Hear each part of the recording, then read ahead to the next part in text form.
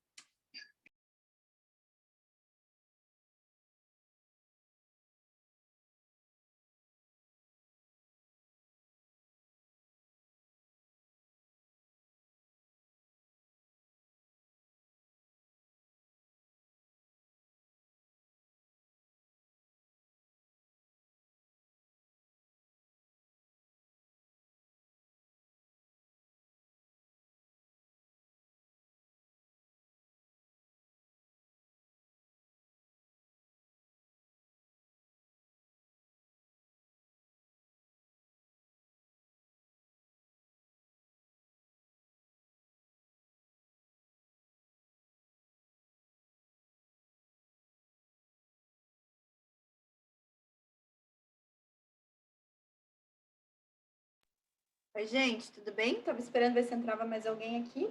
Querem, não sei se podem ligar a câmera aí. Como estamos? Helena e Verinha. Deixa eu fechar um pouco aqui das... Tô com muita aba aberta aqui, gente.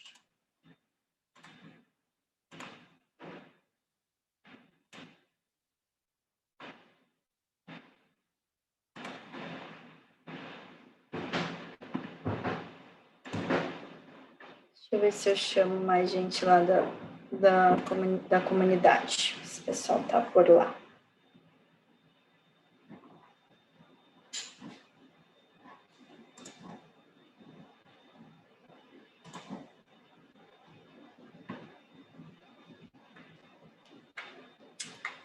Fazer o seguinte, gente, eu vou começar uma transmissão aqui na comunidade e aí eu chamo o pessoal para ir para o Zoom.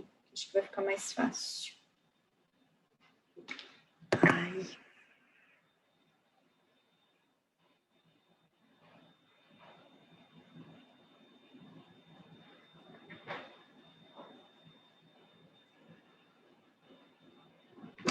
Pronto. Agora eu deixo o pessoal aqui também, quem entrar lá na comunidade já vai saber que eu estou ao vivo. Se quiser entrar no Zoom, estamos aqui no Zoom. Beleza? Deixa eu compartilhar aqui, então, o retrospecto. Verinha, então, Vera, Helena, estão me ouvindo bem? Tudo certinho aí?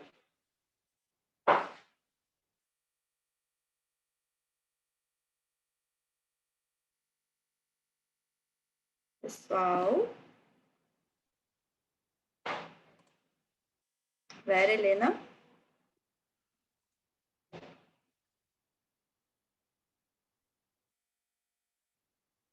Ah, beleza. Tá, então vamos lá. Então, uma passada geral aqui, gente. Deixa eu colocar aqui um pouquinho menor. Estão vendo aqui, né, minha tela? Tá bom assim?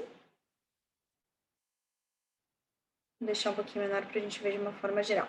Então, a gente fez esse overview das notícias do dia 5 ao dia 12, até sexta-feira. E até que no retrospecto não estão essas notícias que eu mencionei na live hoje, né, sobre o ICMS combustível. Na verdade, só tem uma notícia relacionada, que é justamente o fato de o STF julgar, né, o ICMS agora, também uma questão relacionada ao ICMS sobre combustíveis, mas a gente já vai ver na sequência isso aqui, tá bom? Então, a primeira notícia sobre sistema da Receita, que tá, volte e meia, sistema da Receita dá problema, e houve uma falha aí na semana passada. Pessoal, Carol, eu tô aqui ao vivo na comunidade, mas eu tô no Zoom também, tá? Se você quiser entrar no Zoom aqui, tá a Vera, a Helena e a Denise aqui comigo, tá? Fica à vontade, ou você vê pelo ao vivo, mas eu não consigo compartilhar a tela com você, ou você entra lá no Zoom e me acompanha aqui, tá bom? Então, gente, volte e meia, né, o sistema da Receita está passando aí por instabilidades, ficando fora do ar, e isso é uma preocupação muito grande para as empresas que precisam, principalmente emitir as certidões negativas de débito, ou principalmente certidões positivas com efeito de negativo, em que se precisa fazer um pedido específico lá, e isso atrapalha muito quando as empresas, principalmente, elas passam por processos licitatórios e precisam comprovar a regularidade fiscal, né? Então, se o sistema da Receita está fora do ar, lá nos próprios processos licitatórios, em que você vai fazer a checagem da certidão, acontece que essas certidões, elas ficam ali sem poder fazer essa checagem, né? Porque o sistema está fora do ar. Enfim, isso foi uma situação que aconteceu lá na semana passada, mas não é a primeira vez e acredito que não vai ser a última vez que isso acontece, tá? Então, essa primeira notícia aqui, dando valor econômico. Link do Zoom, Carol, deixa eu ver se eu... Gente, alguém consegue mandar o link do Zoom para a Carol lá na comunidade? Tá em avisos da comunidade, tá, Carol? Se você for olhar lá nos avisos da comunidade, tem o link, é o mesmo link toda semana, tá bom? Eu não tô criando link novo, é sempre o mesmo para ficar mais fácil para vocês. Beleza?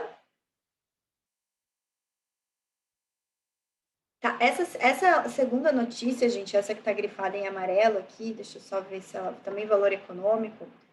Isso aqui foi algo que repercutiu bastante, inclusive lá alguns debates rolaram sobre isso lá no Clubhouse, tá? Que é o seguinte, muitas empresas estão agora com os seus processos judiciais transitando em julgado e elas estão podendo pedir a habilitação desses créditos perante a Receita Federal para poder compensar com débitos futuros de tributos, tá? Ou com débitos passados, mas normalmente a Carol conseguiu. Mas normalmente se compensa com débitos futuros, certo? E o que acontece? Muitas empresas, deixa eu só desligar aqui o ar um pouquinho. Muitas empresas apuraram um valor, um crédito nessas ações judiciais milionário, e assim, muitas vezes de centenas de milhões, as grandes empresas, e tiveram empresas que apuraram créditos bilionários, tá? Então, se a gente for fazer um cálculo do tempo que elas precisariam para poder dar baixa em todo esse crédito, né, compensando esse crédito com os débitos futuros, isso extrapola em muito os 5 anos, tá? E assim, a gente nunca interpretou no direito tributário que haveria um prazo prescricional para você poder utilizar esses créditos tributários levantados. Contudo, a Receita Federal, né, claro, a Procuradoria, vou só admitir mais pessoal que está aqui, André entrando. Contudo, a Procuradoria, junto com a Receita Federal, lá na nossa querida instrução, né, Instrução Normativa 1717, estão interpretando a legislação no sentido de falar que o contribuinte teria apenas 5 anos para poder compensar esses créditos, tá? Então, isso vale para todas as empresas que têm mais crédito apurado do que débito para utilizar. Muitas empresas vão pensar por um crédito de 8 milhões, vai demorar 10 anos para compensar esses 8 milhões. Tem empresa que reduziu sua atividade, então, consequentemente, reduziu também o volume de débitos, de tributos que vai ter, e agora a Receita Federal, junto com a Procuradoria, para poder amenizar esse rombo aí, ocasionado por conta principalmente dessa tese da exclusão de semestre da base de cálculo do PIS e da COFINS, está querendo colocar esse limite temporal, tá? E aí é claro, gente, que isso vai gerar um contencioso gigantesco, né? O contencioso tributário já é enorme. Se isso daqui realmente for levado adiante, tá? E o que ocasionou foi essa solução de consulta aqui, da COSIT número 239, tá? Lá de 2019, se isso efetivamente for levado adiante, vai gerar um contencioso muito grande. Porque não existe dentro, né, a gente vai pegar aí as regras gerais, as normas gerais de direito tributário, não existe essa vedação, tá bom? Então, até é um tema legal para estudar, para produzir conteúdo, para vocês se posicionarem, porque é algo que eu vi que está, assim, gerando muita dúvida, e eu vi isso lá nas próprias salas do Clubhouse, o pessoal comentando isso. Então, é algo, sim, para a gente se posicionar, tá? Produzir conteúdo em cima. E deixa eu só ver se está gravando aqui. Um pouquinho. Tá. Senão depois não está gravando a aula e os outros não vão poder ver. a gente se posicionar e colocar reflexos disso para eventualmente algum caso que a gente tenha visto, tenha de cliente, fazer algum posicionamento relacionado a isso,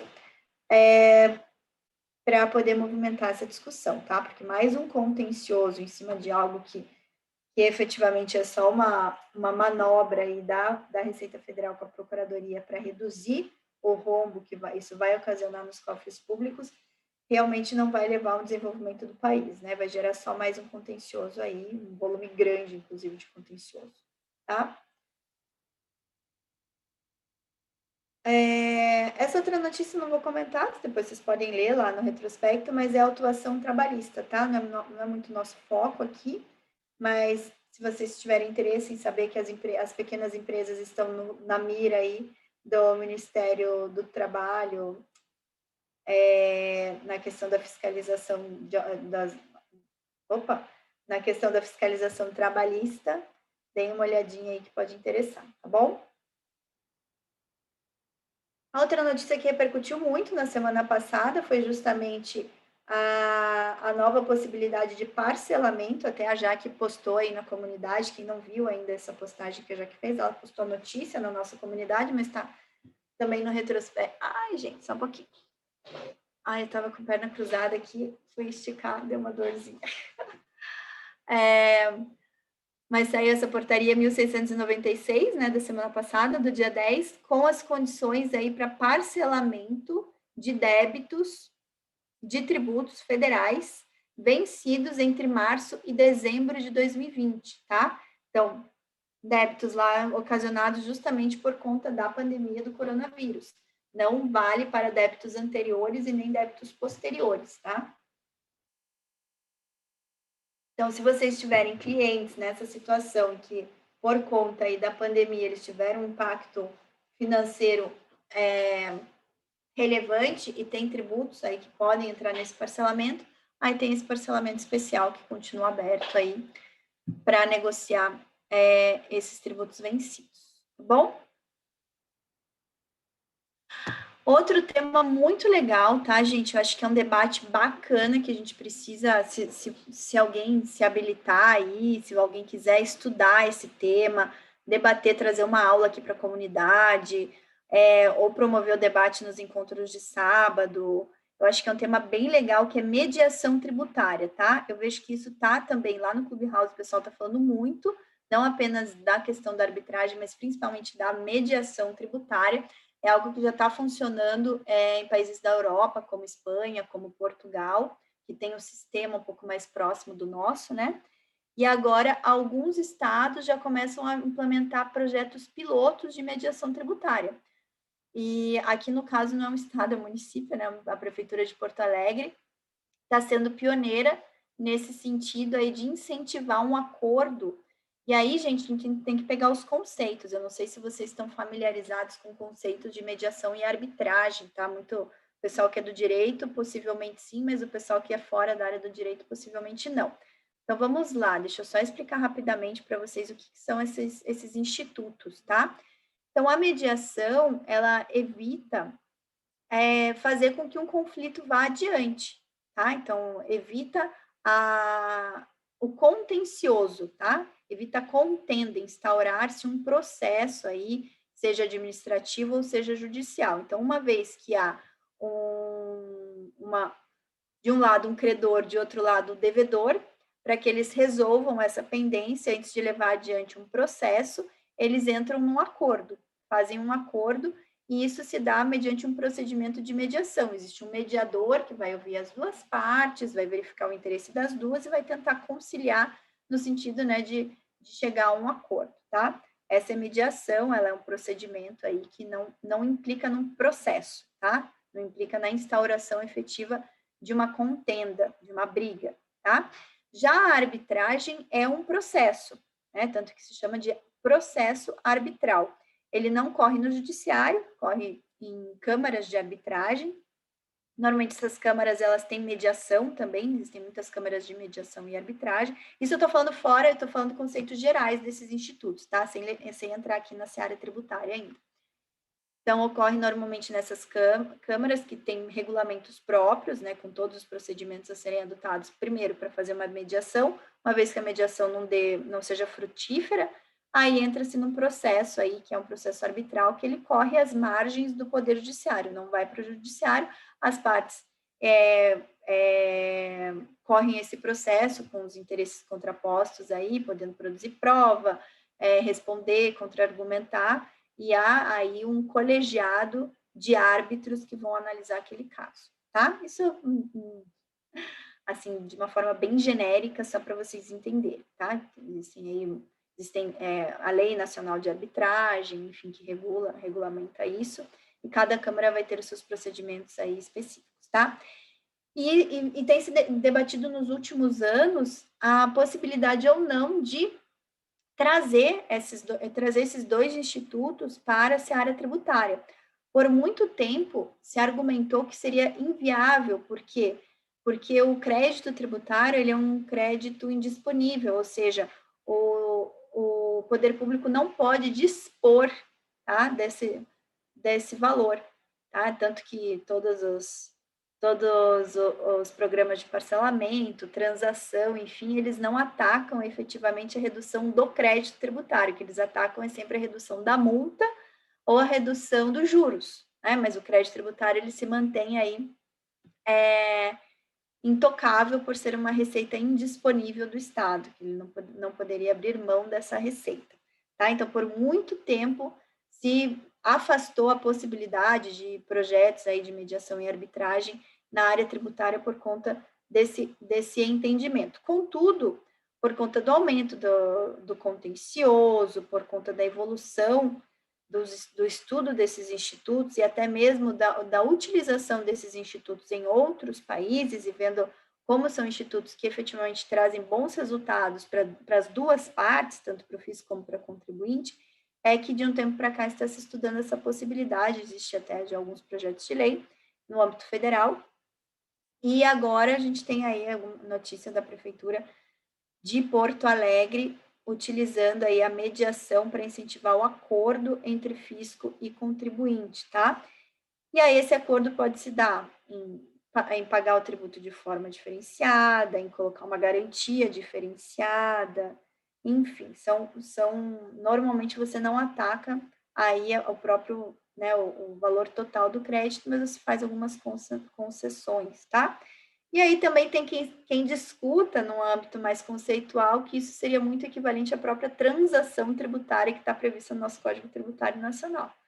Então, aí são alguns debates, eu acho interessante se alguém quiser se debruçar sobre esse tema, você acha que é um tema que academicamente vai ser impactante, vai firmar a tua autoridade por ser um tema novo, atual, e também trazer isso para uma prática, né? Trazer isso para uma vivência mais prática. Então, é uma sugestão que eu deixo para vocês, principalmente para quem vai precisar fazer o seu artigo ali do final do curso, do Formação Tributarista do Futuro. Eu acho que é um tema bem legal e que eu sei que é um tema que vai atrair mais pessoal da área do direito, né, do que o pessoal da área da contabilidade. Mas, enfim, é um tema que vai se emplacar efetivamente mediação e arbitragem. Eu acredito que seja algo que vai emplacar no médio para o longo prazo, principalmente agora, porque o próprio CNJ com a PGFN estão estudando uma harmonização do sistema processual tributário, né, das normas de processo tributário em âmbito nacional, né, para abarcar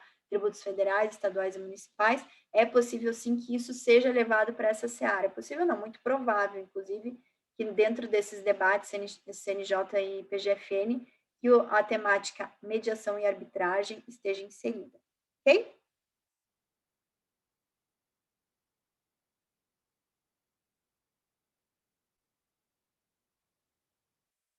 Vamos lá passar, gente, aos casos, aos julgamentos, né? Muitos a gente acabou já acompanhando aí, comentando alguma coisa, mas esse daqui, inclusive, né, do ISS por gestão de fundo do exterior, eu acredito que eu já até comentei no retrospecto passado, não sei porque está aqui de novo, dia 4, acho que a Pri repetiu ele, mas eu já tinha comentado sobre essa questão da incidência do ISS sobre gestão. Foi uma das últimas notícias até que eu comentei no retrospecto da semana passada, tá?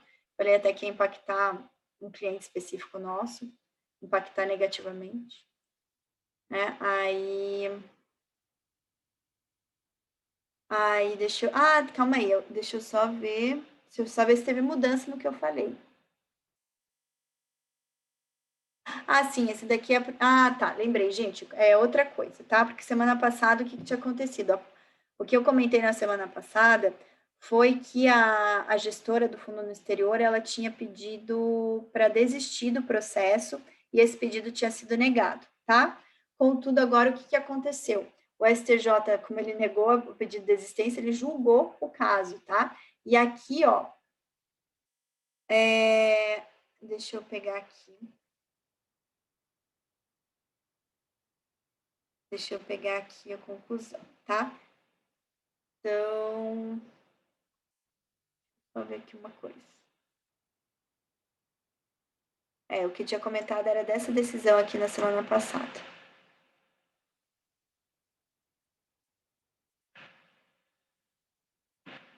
Deixa eu só ver aqui, reconheceu. Deixa eu só ver uma coisa, gente.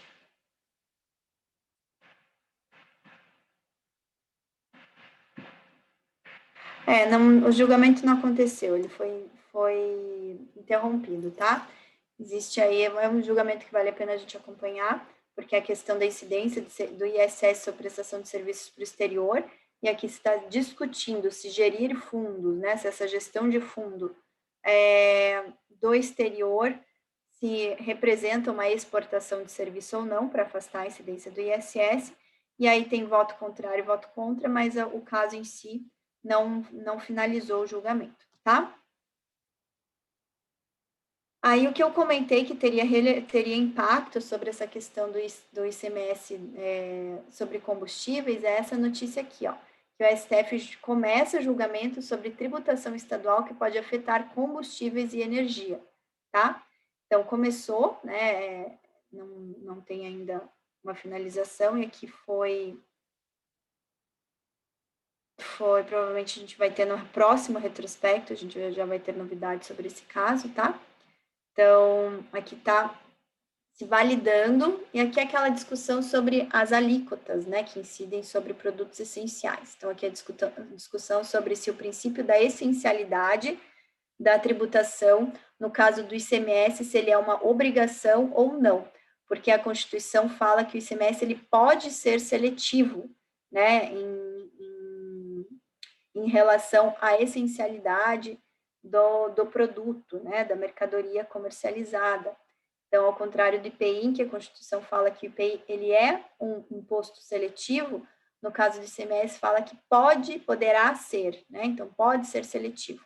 E aí se discute se no caso de serviços essenciais como energia elétrica, né? E aqui a situação é justamente energia elétrica, e daí pode sim ter um impacto na venda de combustíveis, se entender que combustível é relevante também, é essencial.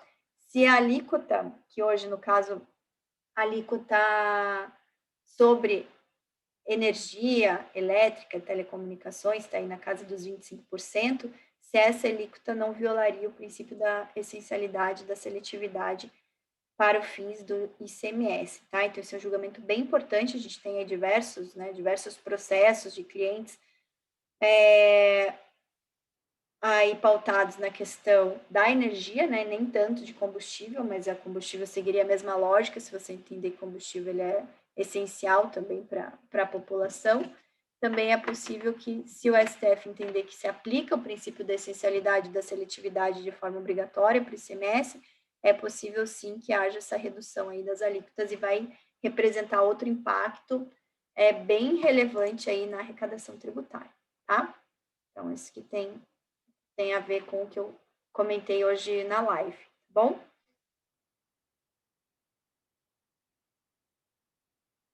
Aqui é sobre solicitação de certidão, né? Certidão negativa de débitos ou positiva com efeitos de negativa, por conta daquela demora, daquela falha que eu comentei da Receita Federal. Então, foram ajuizados, isso é natural, o ajuizamento de mandado de segurança para pedir que a Receita Federal emita, e daí, claro, normalmente na de agora, normalmente o Poder Judiciário se posiciona de forma favorável ao contribuinte, tá?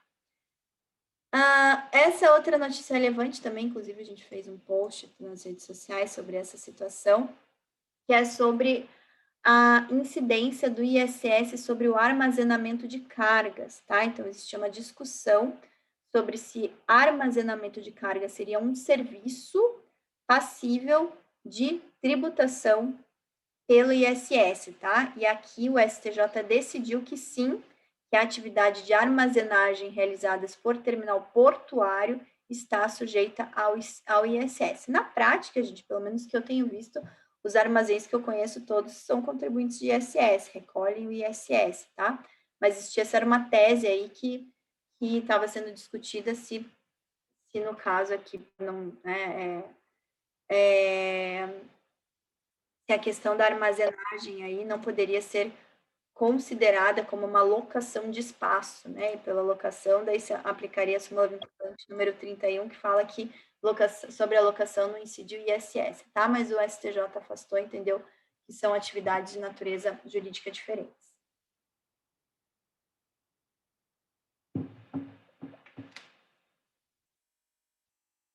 A próxima notícia do Tribunal Federal do TRF da Terceira Região, lá de São Paulo, né? Aqui uma decisão do órgão especial, tá? Falando sobre a abertura de apresentação de defesa antes do redirecionamento da cobrança de tributos na execução fiscal, tá? Então, aquela questão...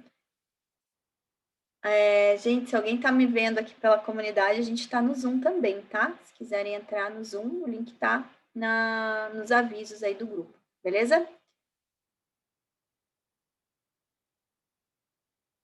Então, aqui é aquela discussão mais antiga, né, gente, na questão do redirecionamento da dívida na execução fiscal, quando a pessoa para quem a dívida está sendo direcionada não está incluída na certidão de dívida ativa, tá? Então, via de regra, o entendimento que é pacífico aí é de que só pode haver o direcionamento da dívida antes, né, da execução fiscal com a certidão de dívida ativa. Depois disso, tá? Depois, se isso for feito no curso da execução fiscal, precisa cumprir os requisitos, tá? Precisa cumprir todos os requisitos lá do CTN, comprovar a responsabilidade pessoal desse agente para ele ter a execução fiscal direcionada a ele, tá? Então, isso é bem questão de redirecionamento de execução fiscal. Volta e meia voltam esses debates aí no Poder Judiciário, tá?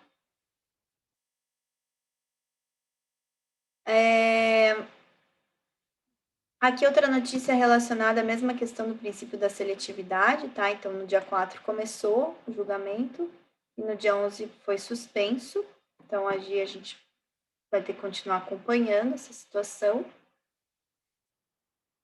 E agora, na sexta, o STF voltou a julgar, vamos ver se é outro tema que vai ser tirado de pauta, mas começou a julgar a exclusão do ICMS do cálculo da CPRB, tá? Da contribuição previdenciária sobre a receita bruta, né? Que é a chamada desoneração da folha de pagamentos. E, pessoal, sempre que tiver algum tema que eu esteja falando aqui com vocês, que eventualmente vocês não saibam, vocês podem perguntar, tá? Eu vou falando aqui, considerando que vocês todos estão me entendendo, mas caso tenha alguma coisa que fique aí vago, que vocês não consigam entender, só perguntar, beleza? Então, aqui é começou na sexta, então, se não for suspenso o julgamento até essa semana, a gente vai ter mais novidades, tá bom? Então, essa aqui é uma tese filhote da tese da exclusão do CMS abaixo de cálculo do PIS e da COFINS. O posicionamento dos tribunais inferiores é contrário ao posicionamento do STF na exclusão do CMS abaixo de cálculo do PIS e da COFINS. Por quê? Porque entende que CPRB já é um regime mais benéfico para o contribuinte, e como é um regime mais benéfico, teria que respeitar todos os requisitos para a adoção desse regime, que ele não é obrigatório para o contribuinte, mas é uma opção.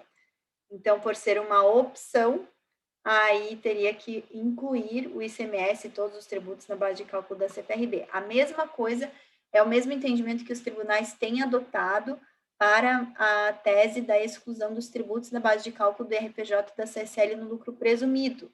Tá? Os tribunais têm entendido que lucro presumido é um regime tributário mais benéfico e opcional. Por ser mais benéfico e opcional, tem que cumprir exatamente as regras que estão colocadas no regime, incluindo-se a incidência dos tributos, tá?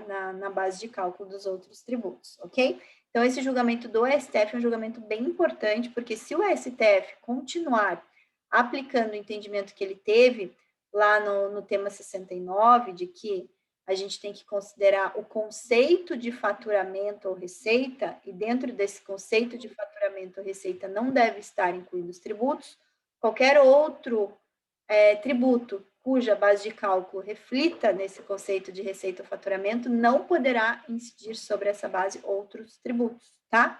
Então, essa outra temática inferior de que seria um sistema mais vantajoso, mais benéfico, que teria que atender, não escapou a análise do STF, tá? O STF não entrou nessa seara aí.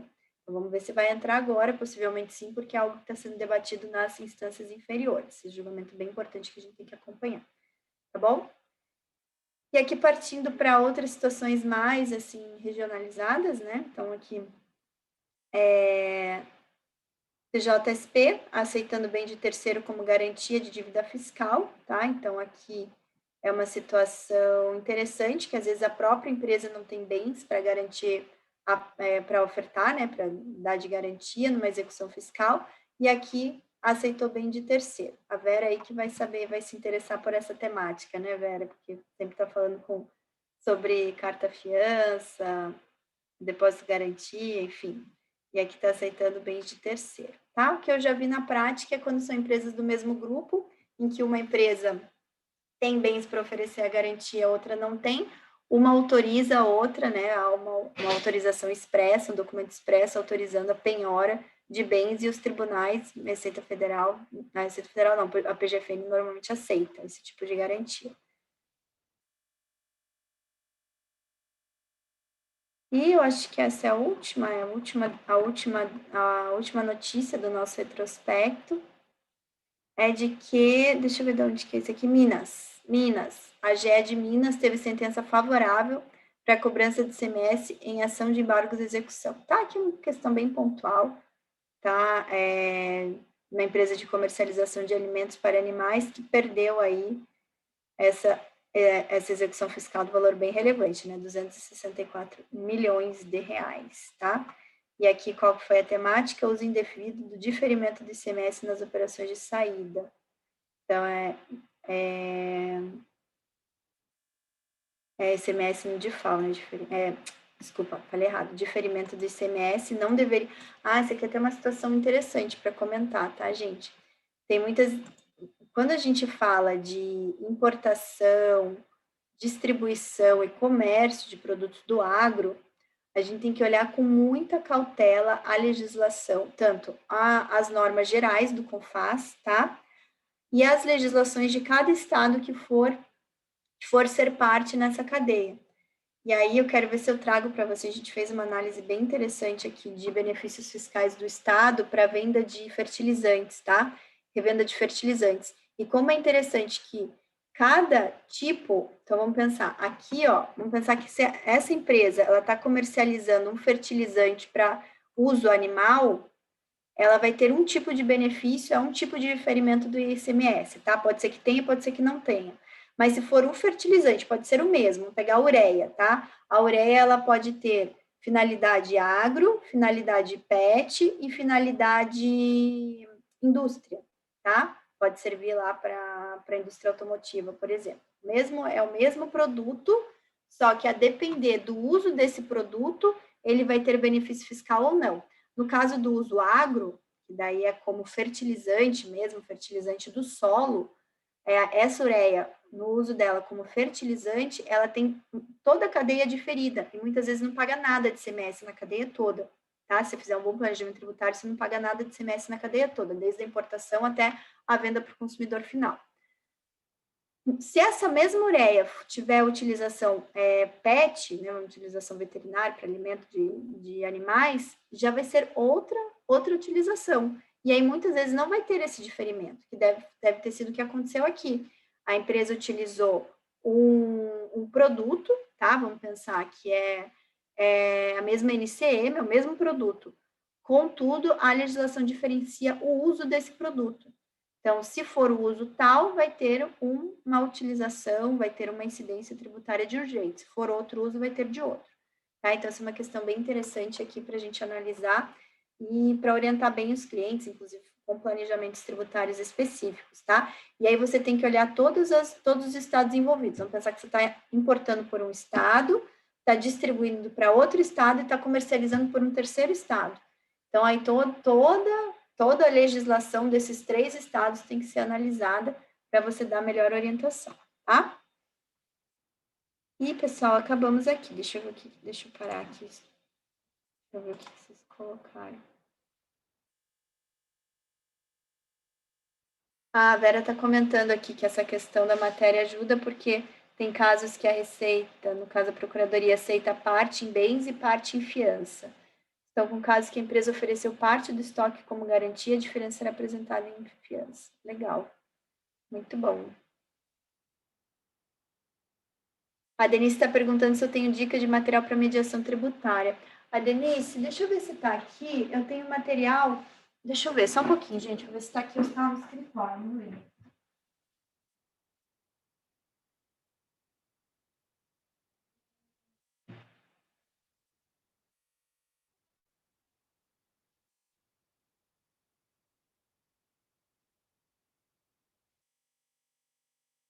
Eu não sei se está aqui. Eu tenho material grande sobre isso lá em Portugal, mas eu preciso procurar. Mas ele é um material impresso, sabe, Denise? Não é um material que eu tenha em arquivo. Mas com certeza, se você for procurar aí os estudos da FGV, já tem estudos avançados em relação a isso. Tem que ver os grupos de estudos que foram apresentados. Deve ter conteúdo na internet, tá? Eu tenho material bom aí que é sobre a implementação da mediação e arbitragem em Portugal e Espanha, se eu não me engano. Mas eu tenho que ver onde que está esse material. Procurei aqui rapidamente, acho que está lá no escritório, tá? Mas se eu, quando tiver, acho que amanhã eu vou para o escritório, aí eu posso ver se tiver alguma coisa legal para digitalizar e disponibilizar na comunidade, eu vou fazer isso, tá bom? Se eu não lembrar, alguém me lembra, por favor. Beleza, gente? Alguém tem alguma pergunta antes da gente acabar? E se alguém da mentoria também quiser manter e fazer alguma pergunta, é só ficar, tá? O Marcos acho que já finalizou, inclusive, ele já estava acabando as planilhas da mentoria para mandar para vocês hoje, tá bom? Uma pergunta, gente? Querem abrir aí o vídeo, fazer alguma pergunta, fiquem à vontade. Ah, Soila, tá bom. Aula planejamento tributário do IPI. Só que assim, o que eu peço para vocês quando vocês tiverem sugestão de temas? Lá nos avisos da comunidade, o Marcos deixou um formulário, tá? Um formulário para vocês sugerirem temas que vocês querem aula e para sugerirem temas que vocês querem dar aula na comunidade, tá? Então, fica a dica para vocês preencherem aquele formulário que está disponível. E aí a gente vai, sim, organizando os assuntos aqui de acordo com as sugestões de vocês, tá bom? Planejamento tributário do IPI, tá? Vou ver o que eu tenho de material de coisas que a gente já fez para clientes que possam ser relevantes aí, coisas que dê para a gente trazer um conteúdo bacana para vocês, tá bom? E quem mais tiver sugestão de temas, por favor, faça isso, coloca lá no formulário para a gente poder organizar com os professores essas aulas semanais, tá bom? Mais alguma coisa, gente? Nada? Alguém da mentoria? Helena, você tá sem áudio aqui para mim. Não tá nem aparecendo para eu conectar teu áudio. Para mim, você tá totalmente sem áudio. Como se você nem tivesse conectado ele. Então, tá bom, gente. Se alguém da mentoria quiser ficar aí para trocar alguma ideia, fiquem à vontade, tá? Eu fico mais um tempinho aqui com vocês, beleza? Então, ela faz isso, coloca lá no formulário, vou avisar o Marcos e aí a gente vai organizar essa aula assim para vocês, tá bom? Pessoal, excelente semana para todos. Eu não sei se vocês estão trabalhando ou estão descansando, porque tem lugar que foi decretado feriado do carnaval, outros não. O pessoal de Curitiba não está trabalhando, por exemplo, e aqui em Santa Catarina a gente está. Então,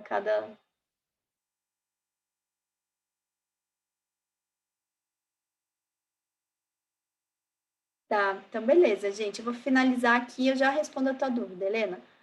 Vou finalizar aqui a transmissão ao vivo. E aí eu vou ficar mais um pouquinho aqui com o pessoal no Zoom, tá bom? Pessoal, excelente semana para vocês. Tchau, tchau. Helena, é o seguinte, o ICMS de postos de gasolina, de fato, ele vem já todo recolhido, como eu expliquei ali na live, tá? Ele já vem lá da essência, ou da distribuidora ou da refinaria, ele já vem recolhido, tá? É o que diz a própria legislação, a legislação geral, né? A Lei Complementar 87. Então, aí os estados, e isso foi estabelecido pelo CONFAS, tá? Então, existe uma norma do CONFAS que regulamenta, que determinado, você vai regulamentando quais são os produtos que estão sujeitos à substituição tributária do ICMS, e os combustíveis estão e já são recolhidos lá na ponta, tá?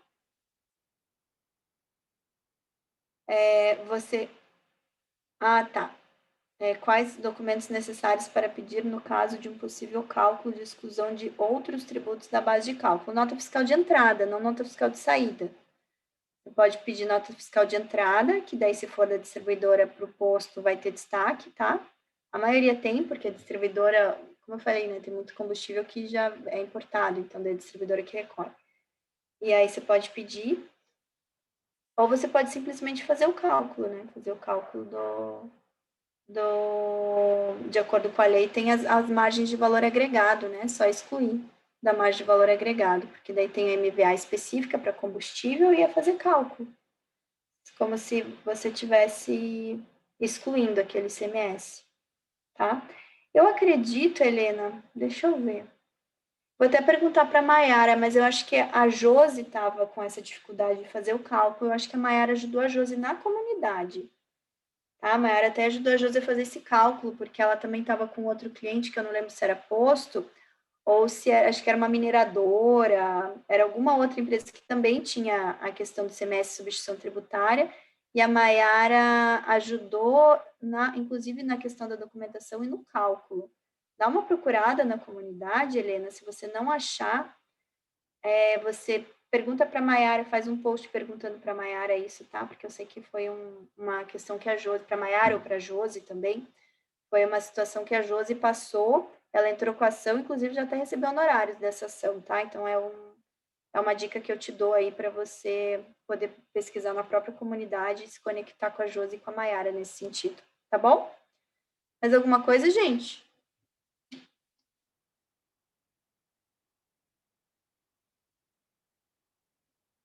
Fechamos, então?